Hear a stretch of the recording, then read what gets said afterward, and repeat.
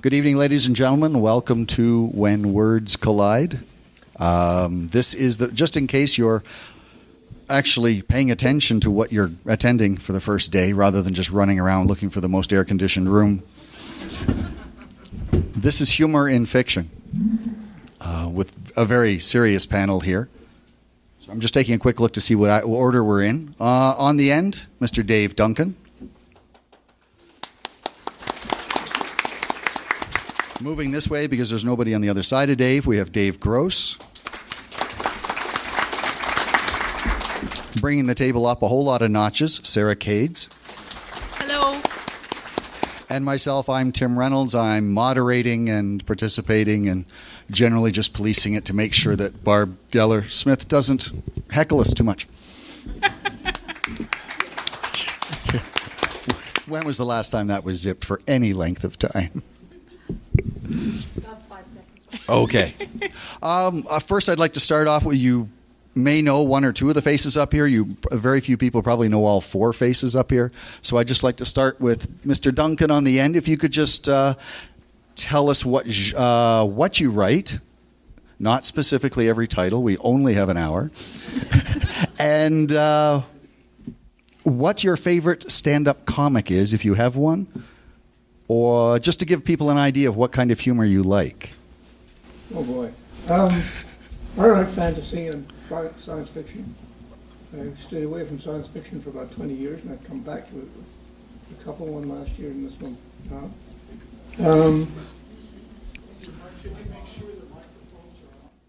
Okay. That's the microphone on, is it? All right.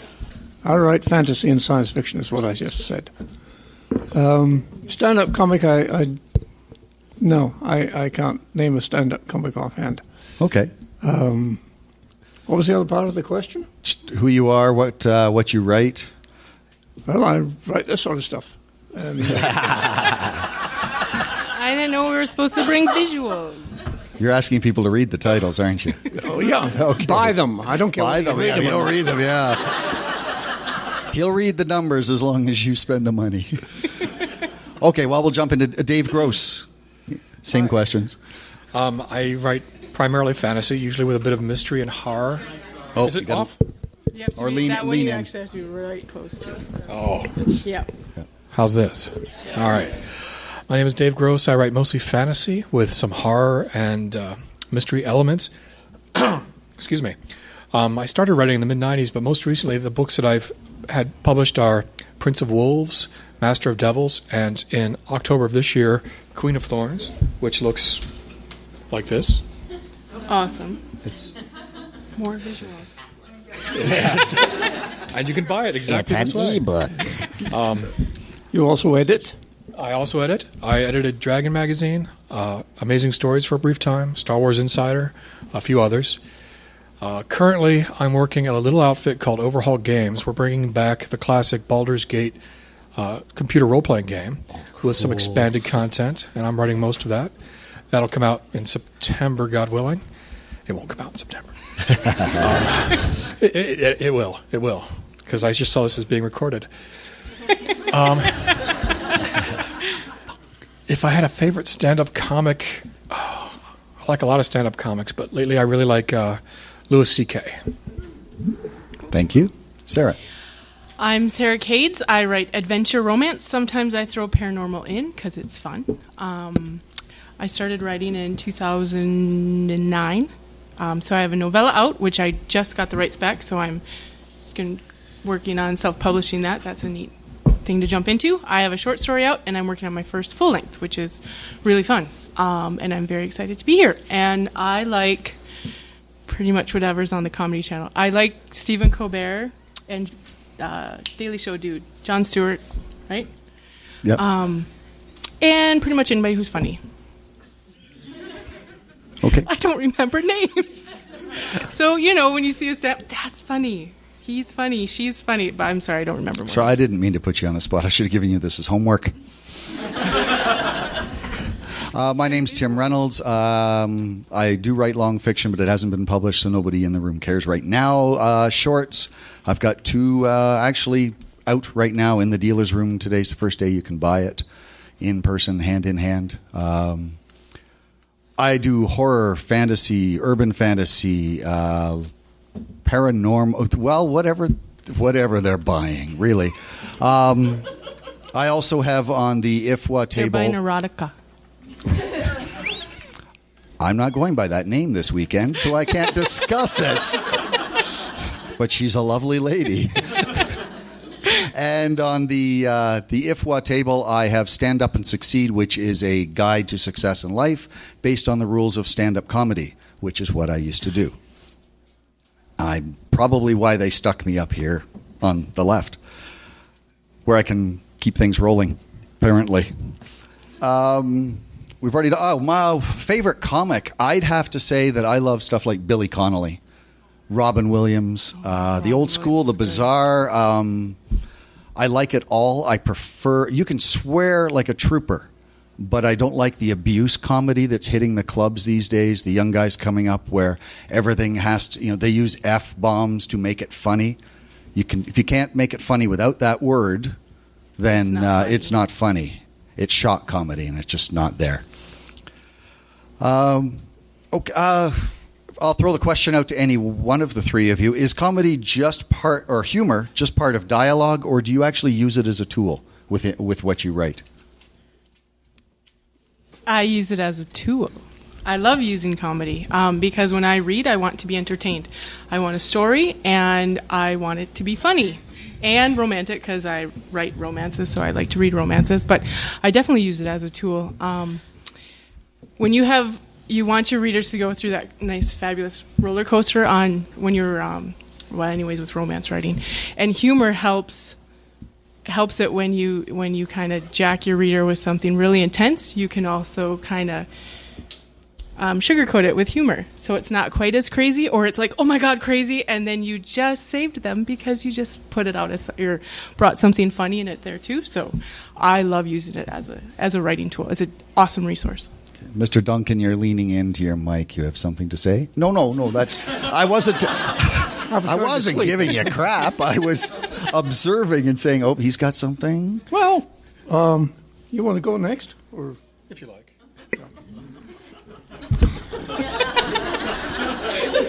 I think all of the humor that I use is part of revealing the character. Currently, I'm writing. My main novels these days are obviously serial fiction, so it's not likely that I'm going to kill off one or both of the main characters, and people know that. So instead of threatening my characters with death, I like to threaten them with humiliation. And one way that happens is that they're both very confident in their way. One is a ladies' man, or thinks he is. One is a noble, and he's used to being treated a particular way. And when these guys don't get their way, sometimes they're put in funny situations. And it's not always a situation that they find funny. But hopefully you and always the characters around them find it funny. So I think humor, for me, is almost always a question of character. Arthur Koestler, who was a very highly thought of writer about 100 years ago, 50 years ago, defined humor as coming from the juxtaposition of two unexpected things, a connection that you wouldn't normally see. Like the fat, pompous guy in the banana scheme falls down. Or some of Oscar Wilde, work is the curse of the drinking classes. And two nations separated by a common language. He was good at that. I use it for character. Certainly your hero must have a sense of humour. But when the Londoners were being bombed every night by the Germans, dropping thousands of tons of high explosive on them, and having to sleep in the underground stations, they joked and laughed and made fun of up your Adolf sort of thing. So I learned a lot about humour writing what was published as my second book, Shadow, way back in the 80s. It's the grimmest thing I ever wrote. There's a bunch of nasty, nasty people in a nasty, nasty world. And I screwed this thing up right to the point where I had to release it in the massacre that was bound to come. And suddenly one day I found myself writing pure farce. And I thought, well, I'm just doing this for relief. I'm getting it off. And when I finished it, I thought, well, I'll take that out when I get to it. And went back to the grim stuff.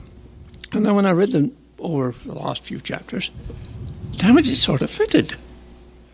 It's the Archbishop, who's obviously senile and has been mentioned but never brought on stage, is trying to make sense of some unnamed officials or politicians or somebody who's come to see him, to tell him that it looks like he may be the king.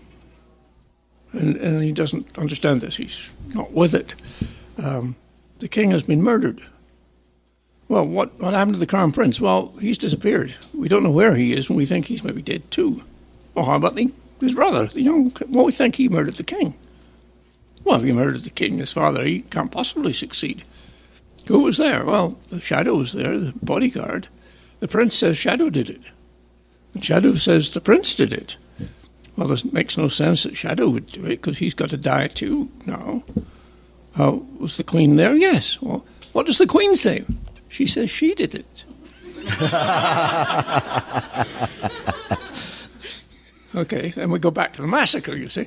And actually, I decided afterwards this really helped the story. And I couldn't understand it, and I expected my editor to say, you got to take that out. Not a word, not a cheep. And I decided I'd stolen it from Shakespeare. And anything you ever want to know about writing, you will find in Shakespeare. In Macbeth, if you've ever read, I'm sure you've all read or seen Macbeth, there's a horrible scene with the murderer off stage, and Macbeth's got blood and daggers, and his wife takes the dagger, and they're screaming at each other and all wrought up. Killed the guest, killed the king. And they go off stage because Shakespeare has to give the actors a chance to have a drink, But on comes the drunken doorkeeper. Boom, boom, boom. He comes over, who's that knocking? And he's sloshed and staggering around the stage, and it's straight farce again. And I remember my high school teacher saying, well, this was to amuse the groundlings, but I think it probably amused everybody. And it was a relief, a catharsis. And this simply darkens the rest of the story with this to come, that you know is coming. So next time you're in a real bind, try writing a bit of that in and see if it helps. Exactly. Thank you. When you're writing in a world other than our own, and not just outside of, say, 20th century Calgary or wherever you may live, or even into a fantasy world, what kinds of things are you looking at in the culture, either of the character or the whole setting, when you're writing humor? Because humor is very regional. For example, if you use the C word in this room, the C word, half the people would probably get up and walk out. But if you use it in Britain, half the people will go out and get more people and bring them in. Because the word doesn't faze them. And you have to know that, as stand-up comics have to know it, because when they start yelling it at you from the audience, you can't be offended. That's like just calling you, hey, buddy.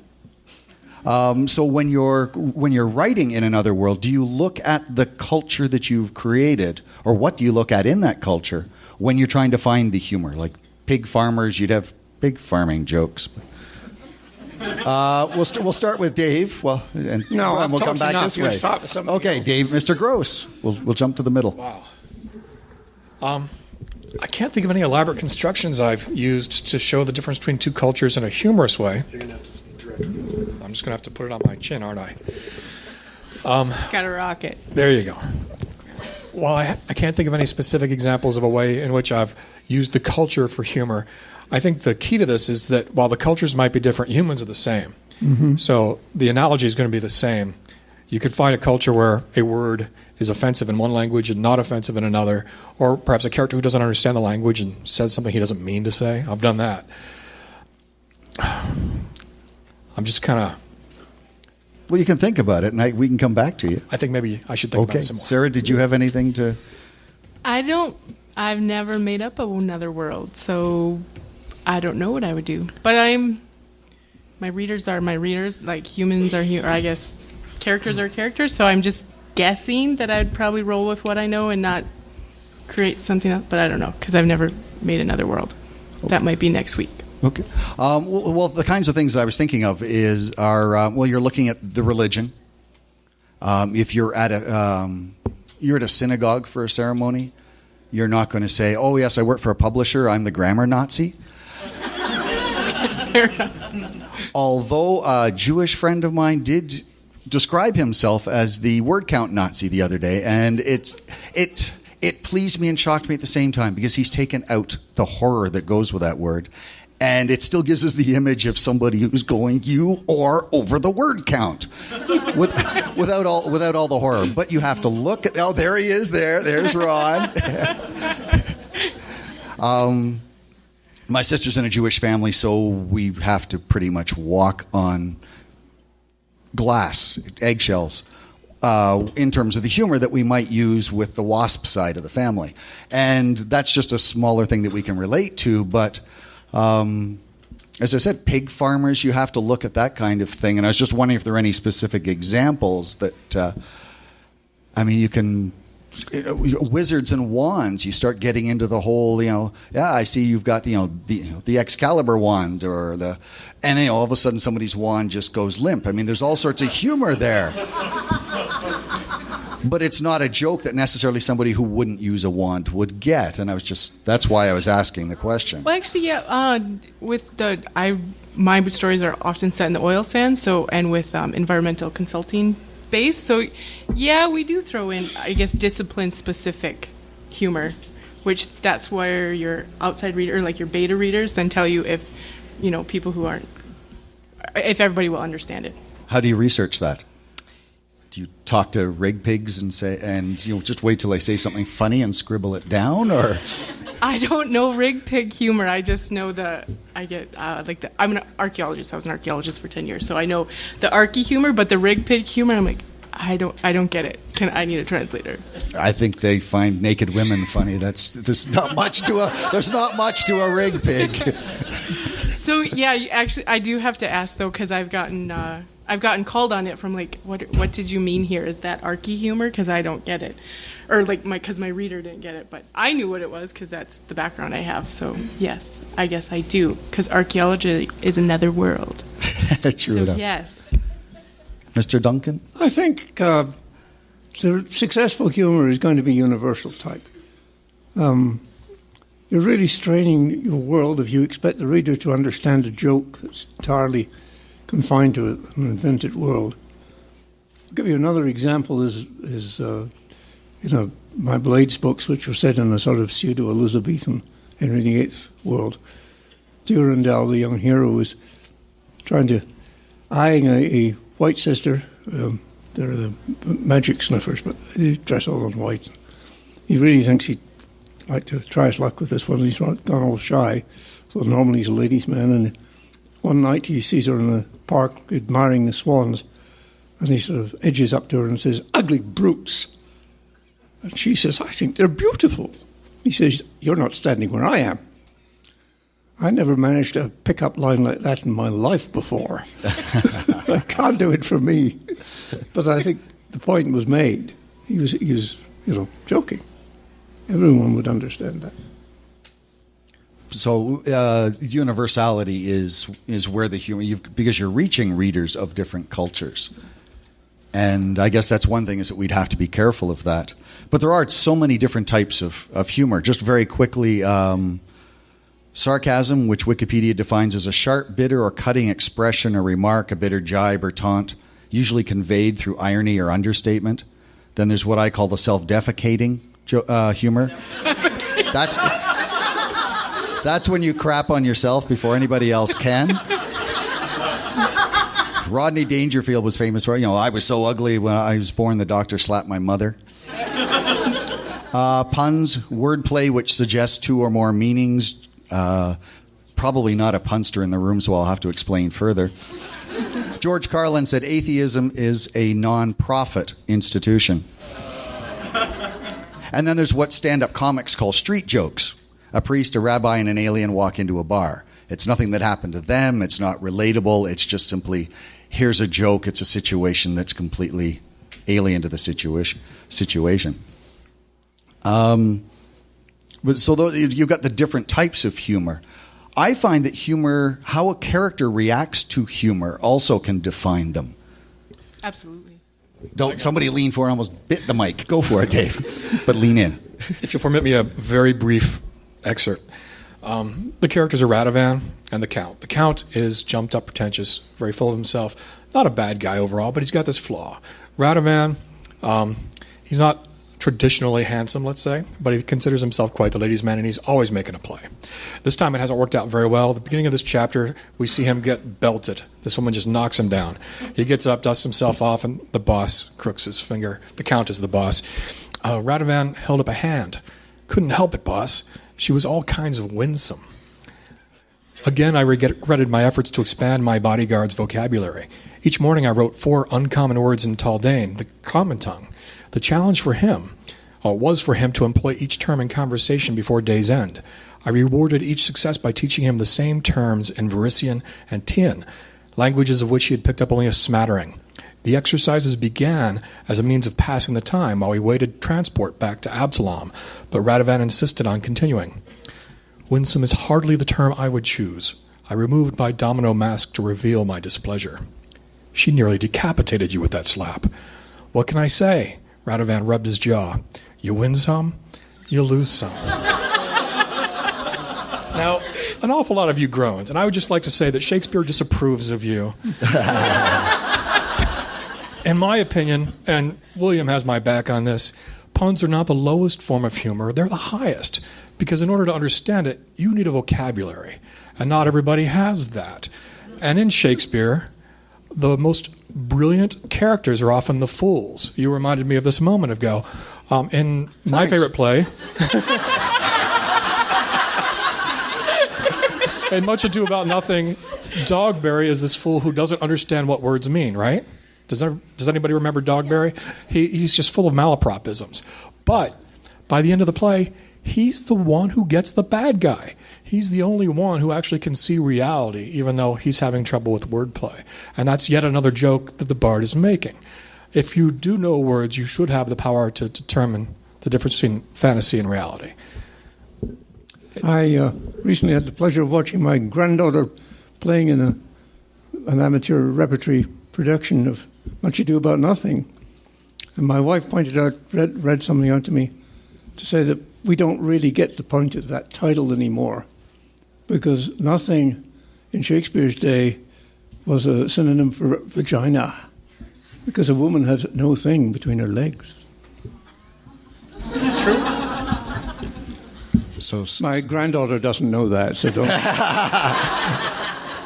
how old is this granddaughter, Dave? Just coming up to 14. Oh, no, she wouldn't know anything about that. I'm a grandfather, too. You'd be surprised what they know. Mine's only 5, but oh, my, the words she comes out with.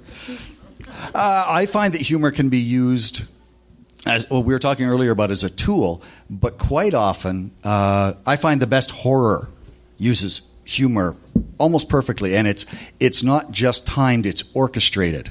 And in film terms, The Shining. Jack Nicholson smashing away on the door with the axe, sticks his face in, and now he's got 2 lines, and I can't remember which one he says where, but, you know, hi, honey, I'm home, and the other one was, here's Johnny. And Shelley Duvall's about to soil herself, and the audience is right there, and he just looks in, and he's got this crazed look on his face, and you just, okay, tension broken. And I find that you break the tension, because then you're going to take it and ramp it up again, and you snap it a little bit, and then you take it up again. And I suppose it's like whether you're writing erotica or you're writing horror, or you want to, or, well, any kind of story, I suppose. You want to ramp it up so that when they get to the end, it's the logical conclusion, and then when you're done, they're sitting there completely out of breath, and not just in the erotica, but... I actually don't write erotica. Anyways. I've been asking questions, but is there anything specifically? Well, I was just going to add to what you just said. It just continues the suspense, because you know the storm's coming back. This is just the eye of the hurricane, where they're all laughing or whatever you're doing. So the doorkeeper, you know You're now going to have to explain why they got blood all over their hands. So it's humor is just part of storytelling. It's part of human nature. I find it actually is. It can be exhausting reading a book if it keeps tugging at you and you go through all the emotions that the characters are going through, and humor helps. Humor helps it so you're up and down and up and down and up and down, and then you're wrung out after you're done reading it, and that's cool because you got the reaction that you wanted, at least what you hope you wanted from your reader to love your book and be completely exhausted because they just were on that roller coaster with you. The best example I've seen recently is Total Recall. Original Arnold Schwarzenegger and the remake. We just saw the remake. You walk out of it totally exhausted because it's one long chase scene with the supposed wife chasing him. Well, Arnold took care of that problem very quickly. Shoot Sharon Stone in the chest and consider that a divorce. There is no humor in the Colin Farrell version that I can remember except the three-breasted woman. And she says, "You're going to wish you had 3 hands for these." And that's pretty much it. And the rest of it is just you walk away, you're totally exhausted. And I think that was one thing about the Arnold one, as campy as it was, very serious subject, people dying, mutants everywhere. Yet Arnold managed to make us chuckle once or twice. And that, again, it ramps it up until he's lying on the planet with his face swelling up, and you're going, oh, man. Put your tongue back in your face. I think it adds more depth. Humor adds more depth to the stories too, because it's another facet. It's another thing. So as you're looking back, whether it's a book or a movie or whatever, and you're like, oh, and remember that part. Oh, and that part. It's not just a full chase scene, the whole thing. It's another dimension, more depth to it. So. It makes the people more real, the characters more real. Is there something that are there characteristics of your characters that you try to use humor to reveal? Vulnerabilities or arrogance or all of it? Is there that you can think of anything specifically where you had one character that you made them the smart ass of the story, but there was a reason for it rather than just comic relief? I usually make my secondary characters the smart ass because I always play. That's how I show. Like I always have my characters bounce off my secondary characters. I love my secondary characters, so they're the smart asses and often the funniest. Mr. Gross? Sorry to keep talking about the same characters, but when I originally wrote a novella for these 2 characters, the basic concept was, what if it was Holmes and Watson, only Watson was the main character, and he was a badass. And I was going to do a narrative, first person for each of them, but the novella was too short for that, so I stuck with Radovan. And he was more of a straight guy in that story. But when I put the 2 of them together, there needed to be some humor. And since the other character was so straight-laced, that fell to Radovan, and he became funnier. So most of his humor, in the beginning, at least, was pointing out the foibles of the boss and of high society, because he's not high society. But later, of course, as the characters matured, I wanted to make both of them funny in different circumstances. I'm going to change the subject, if I may, a little To bit. something other than humor? No, I was. Oh, okay. I was going to pose a question. Okay. Why are we the only species that thinks it is companionable to show our teeth? To any other species, that's a threat. We spend so much time and money on them. Well, there's that. You've really got the gold there. Exactly. Bling. No, I have a sort of half idea for a science fiction story where somebody is going out to meet the aliens and said, for God's sake, don't smile at them, they'll attack on sight. Nobody's ever explained that. As far as I know, it has no explanation. I think I actually know the answer. It's because we no longer bite as our principal attack. We punch, and that's why we shake hands. Yeah. So they're watching your teeth. What's he going to do? So what you're saying is we used to, before we started punching, we started making out when we met new people, going, so keep your mouth busy so that you can't bite somebody. Yeah, I see Genghis Khan locking lips with, hi, now you can't bite me, bitch. Oh, man. Any questions? Does anybody have a question about whether it's something you're writing or just something you've seen? Or yes. Just, I guess, a question of humor in general in fiction.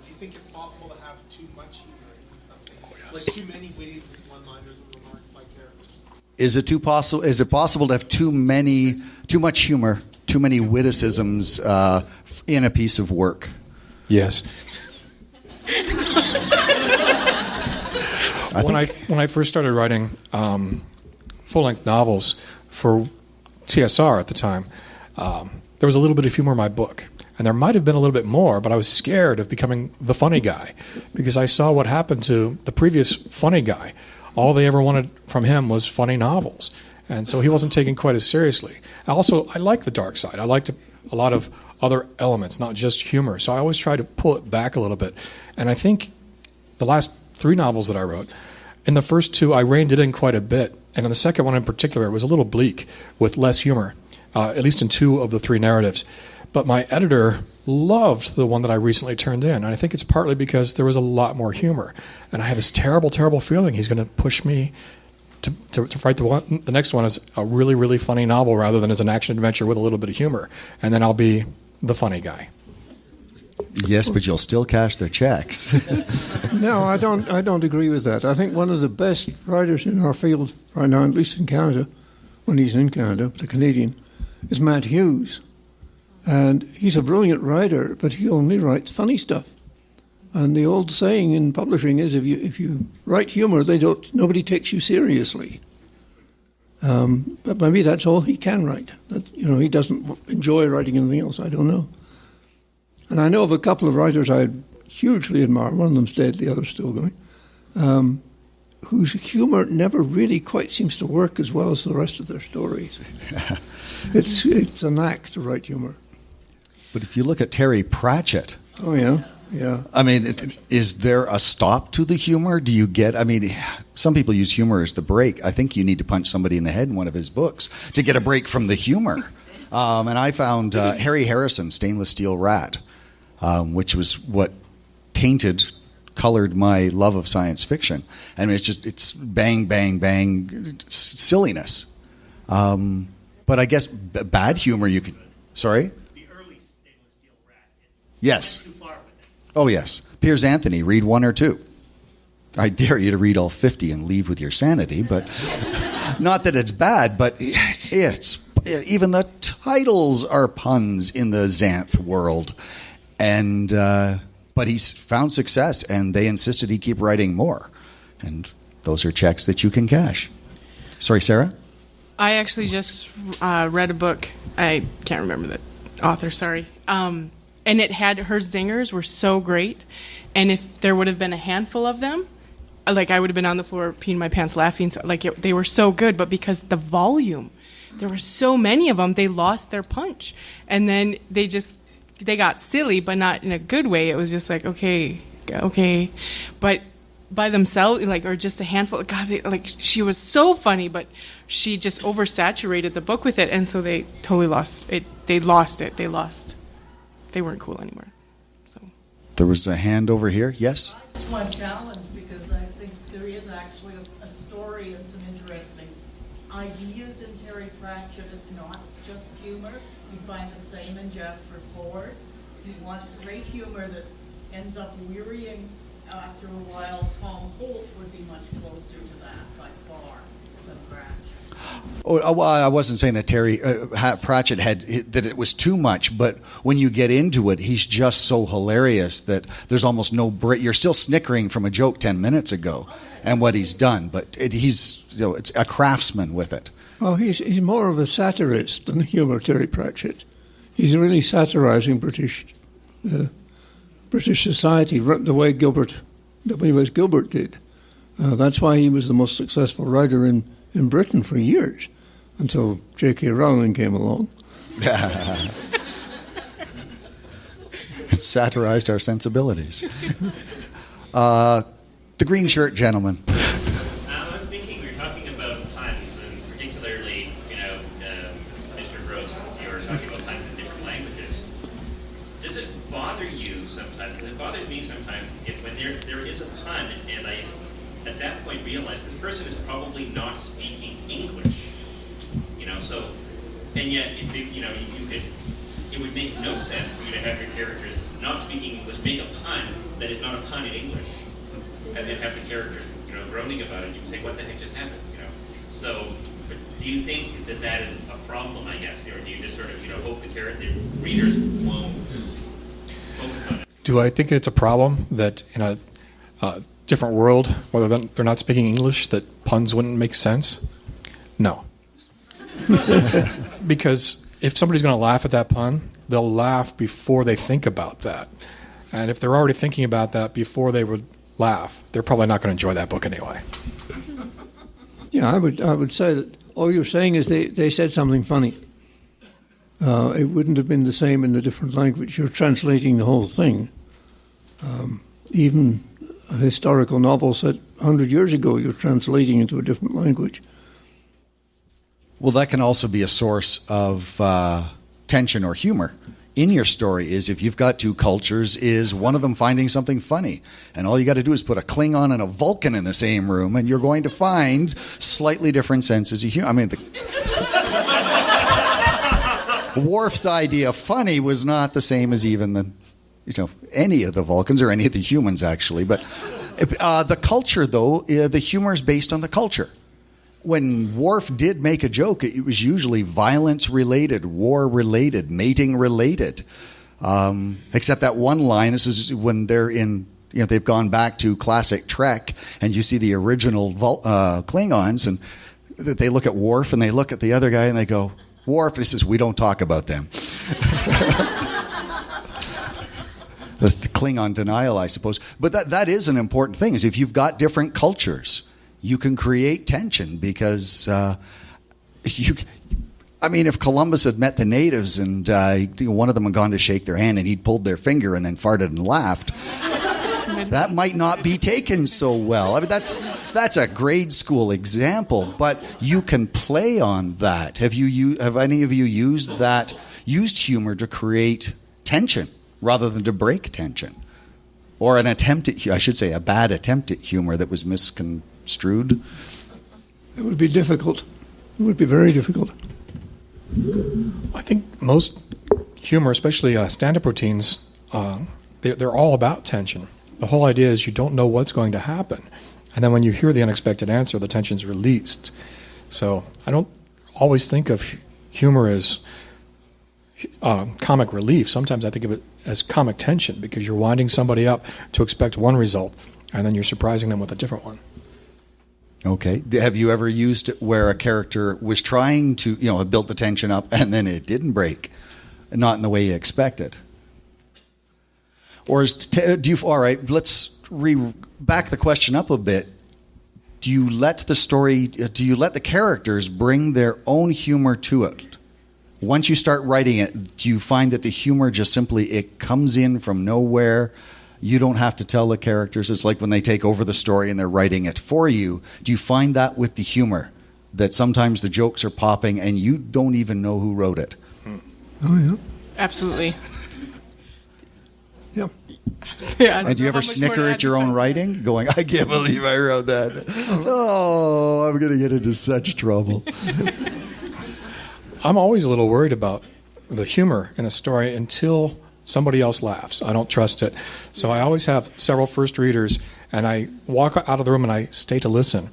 And if I hear that third page turn and I don't hear a laugh, then I figure, that's got to go. That's not working. But if I hear the laughter, I realize, okay, that's working for somebody other than me. But sure, sometimes I laugh at my own jokes. And sometimes when I find out that other people haven't laughed at them, I realize I'm not so funny. Why haven't you laughed? Yes. Or laughing in the wrong place. Yeah. It's sometimes, because the characters do take on the life of their own. The characters take on the life of their own, and the humor comes out.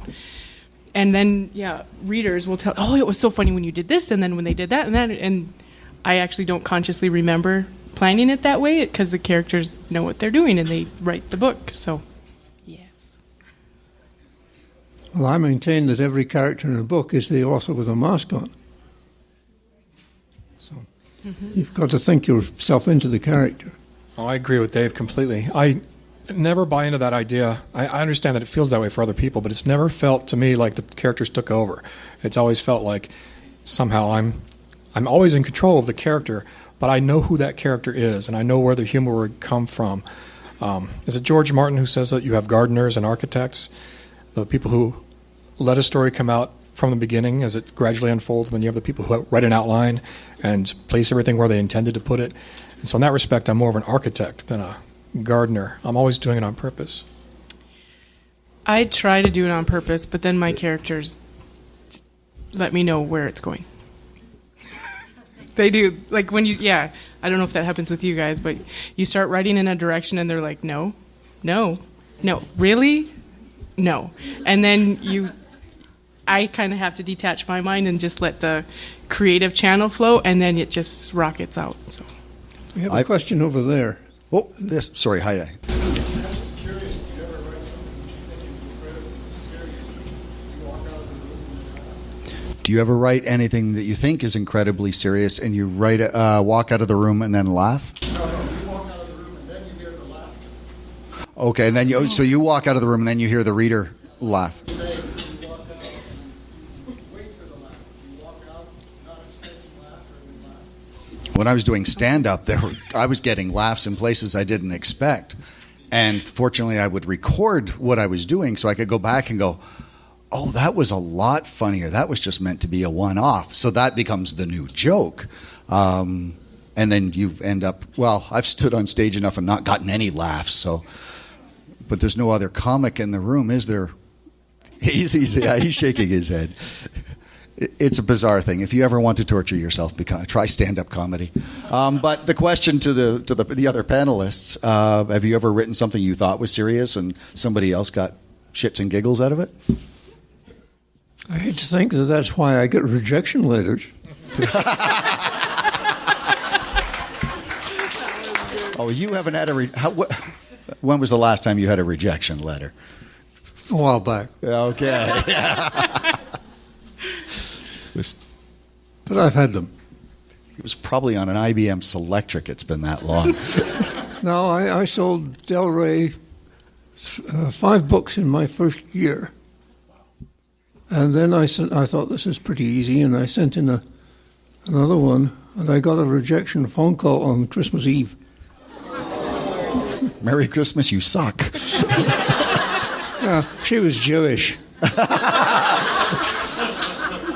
See you at Shull. You still suck. I got nothing. You haven't written anything that was intended to be serious, and somebody said that was great. I got such a giggle out of what they. I don't think I've had an incident like that. Usually, what happens is I have the opposite problem. I'll write a scene that I think is really dramatic, emotional, and the editor will say, I don't know if this is working. It's not as emotional as you thought it was. But the funny, that usually works. once in a while, not very often. Any other questions? I mean, we've got 10, 15 minutes. We have 5 minutes, according to Randy at the back of the room. Do I hear 10? 10 minutes. 10 minutes. Going what soul? It's to the blue shirt here. Yes, we go. I think a lot depends on the audience, because when I was in high school, I was from a small town. We went up to Edmonton and saw a play, and it was about small town life, and we were just killing ourselves laughing. We talked to them afterwards, and they said, it was so good to hear somebody get the joke. It was just, that's exactly how it is, yeah. You know? Now, was it a play, or were you sitting in the mall just watching the locals walk by? Because I'll tell you, those Edmonton people can be kind of special. I was. I'm not heckling you. I know. Don't look at me. No, I know it. Yes, you had a question. Some point at which humor is universal because we are all Homo sapiens. And so throughout the cultures, for example, you did the joke with the wand going like this. This is clearly what in medicine we would call an ED joke, a rectal dysfunction. I mean, that is a visual. Like, Yes. it's a joke to every culture. Universal jokes that that work in every culture. And I suppose the mating joke is one of them. I suppose if you got into the female jokes, you'd almost have more cultural, because men, that's pretty much it. We're one or the other. I'm sorry, but with women, it's Why aren't you writing romance? This is called stand-up comedy. But, the universal... Well, I guess that's what we were saying earlier, is that the humor is universal. And whether you're writing on the planet Kaplok or you're writing, in Forgotten Realms, you're still dealing with a joke is a joke is a joke, and there are certain basic things. Is there a joke that... Oh, sorry. Yep. Don't you think the lizard creature would have a little problem with that? Especially if it was a male who carried the young. Well, yeah, no, that's a perfect example, that a lizard creature that carries the eggs that doesn't deal with mating in the same way as the humans. But you could also use that in a story, I would think, where there'd be humor elsewhere, like, look at the size of those eggs. I mean, how do you carry those with both hands? I mean... That's a really good question. I think Greg Baird did a really terrific job of showing cross-cultural, cross-species humor. And I think it was Anvil of Stars, where the human survivors were leaving Earth, and they were working with some creatures that looked like gigantic serpents, made up of lots of little serpents. And occasionally they would have a little convulsion and fall into a bunch of little serpents. And to them, this was hilarious, and they would make jokes about it because that was like farting for the aliens. And once you have that explained to you, it makes perfect sense. Yet it's physically so different from what we experience that it is truly alien. But then once you understand the metaphor, humor. It makes completely... Fart humor. So you can take an alien culture, you can create a totally alien joke, but as long as you explain it to the readers, let them in on the joke, you can then use it as often or as seldom as you wish. Something else in the writing. So, yeah, Right. that's what I Yes, I'm sorry. Wondering, is there any radio stations accept humorous stories? Radio stations accepting humorous stories? Do any... Yes, they don't accept anything. Like they just music and advertising. Look into Sirius XM. I know there is a comedy channel there. I know a lot of the stand-up comics have actual shows there. But does anybody know of... I hate to say it, but I think technology is moving beyond your basic radio, like the old CBC Let's Sit Around the living room and listen to stuff. But I can answer that. All right, there we go. Please. Tons of other cultures in the world, including Chinese and Indian, they have live broadcasts of comedians or book writers and everybody reading comedic material. And so that's how it's spread out. The problem in Canada and the U.S. is that we don't usually broadcast those without a meaning. So we always have to have a vehicle, music, or whatever. So there's no... in North America, we don't have any comedy radio that's broadcasted. You can find it online in podcasts. We do have a little, but it comes more from a theatrical background than from a literary tradition. Yeah. So you can hear things like The Irrelevant Show on CBC in Edmonton. But I think it's still possible for you to get in on that sort of a writing gig, but you'll be looking for theatrical people rather than literary writers. You're almost better off to start your own and do it as a podcast and bring together writers of humor and create, because that is the radio station of the present, not even the future.